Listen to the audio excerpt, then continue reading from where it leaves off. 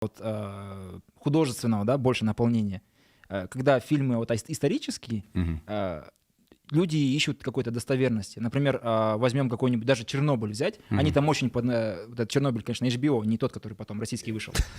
Он, конечно, прям наполнен различными вещами из той эпохи, одежды и так далее. Единственное, что не предусмотрели, это вот эти рамы, которые дверные, они пластиковый пакет уже, ну, извините, время. Вот. И, например, когда в таком Чернобыле Комрада Дятлова, да, играет чернокожий, то вот вся эта достоверность, она почему-то спадает. И что касается достоверности в Тоболе.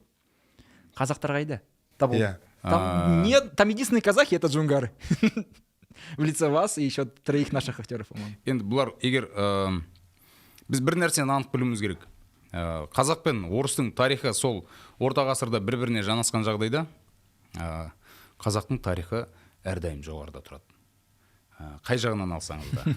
Байлық жағынан да, батырлық жағынан алсаңыз да, ол тақырыпқа біз қорықпай барғанмен, оған орыстар бара алмайды. Өйткені біраз жері ашылып қалады. Біраз өтіріктер ашылып қалады. Мына жерде егер Тоболға қазақтарды кіргізетін болса, онда жоңғарларды бір тұтас алып тастау керек бұл жерде. Ол кезде қазақ даласында жоңғарлармен қырғын соғыс болып жатқан. Ол бір. Екіншіден, шынымен жоңғарлардың күші ол кезде бізден басым болды. Біздегі қазіргі біз білетін тарих бойынша басым болды. Оларда шынымен зеңбірек болған. Сол себептен біз біраз жаңағы тарихи соғыстарда олардың жеңіліп қалғанбыз. Кейін 300-дің басы бірікті, үйтті-бүйтті, Аңырақай бар, басқасы бар, жеңдік. Бұл жерде егер қазақты осы жерде сол кездегі хандық құрған Әбілқайырларды алып келетін болса, онда әңгіме ұзаққа кетеді. Онда Петр Первыйың да, жаңағы сол жердегі қорғанның қасында жүрген батырлары да, олар шетке шығып қалады. Біздің тарихшы бар, Радик Темірғалиев деген. Сол ана өзінің кітабы бар, Казахи Россия деген, орысша жазылған кітап. Сол жерде айтып отыр, зеңбіректе отыз жоңғарларда күштеген қару-жарақтары мықты болған дегендей. Сол жерде оларға соның бәрін көбісін беріп отқан Ресей империясы дейді сол кездегі. Әрине. Негізінде мен таң қалдым да, неге сүйенгенім білмеймін, бірақ Радик негізінде өзі андай да. Білікті маман, ол андай емес, идеологияға қатып берілмейтін, суыққан. Ол енді болған нәрсе, өткен нәрсе ол тарих. Қазіргімен салыстыру, қазір жағдаймен салыстыруға еш болмайды оны. Жоңғарларға күш берген ол орыс халқы болды сол кездегі, 17-ші ғасырдағы. Одан кейін қарасаңыздар,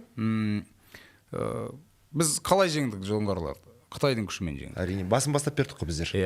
Абылайдың бұл жерде керемет тактикасымен жеңіп кеттік. Енді тарихқа терең сүңгімей қойып, енді біз бұл жерде маманы болмағаннан қазір бір жерде жаңсақ айтып жаңылып отырса, ертең көрерменнен ыңғайсыз болар. Десек те, бір нәрсені сізде, бізде бәріміз іштей білеміз, бірақ анық айтуға көбіміз қорқатын нәрсе, оны бөркіңе де бөксеңнің астына басып отыратын уақыт кетті. Біз бар нәрсені бар деп айтуымыз керек. Орыстың тарих қазақпен сәйкес келген күні олар төмен түсіп қала береді. Қай кезден алсаңыз да, олардың бетінде қара дақ бар. Өйткені біздің халыққа сол 6 ғасырдан бері істеп келе жатқанның бәрін еске түсіретін болсақ, бұл өте страшный нәрсе да, 5 ғасыр, 6 демек, 5 ғасыр, 4 ғасыр бойынғы істеген дүниені айтатын болсақ, бірақ біздің одан құдайға шүкір рухымызда сөніп қалған жоқ, қазақ дейтін халық жоғалып кеткен жоқ. Бірақ миымызға плотно бір промывка жасап тастады. Ол анық. Ал енді соның бәрін жаңалау үшін сізбен біз менің түсінігімде шынайы тарихқа үңіле отырып, еш нәрседен қорықпай, өзіміздің тірлігімізді, киномызды түсіруіміз керек, оқуымыз керек, және басқа өзіміздің інішектерге, қарындастарымызға тарихты басқа жағынан былай қарап көріңіз. Миымызды шайқапсақ деп жатсыз ғой. Миымызды шайқапсақ дегенде не түсіп кетті ғой есіме. Осы себептен Кенесары туралы кинода жоқ шығар. Қазіргі таңда. Әрине. Себебі кім жау алып жүрді?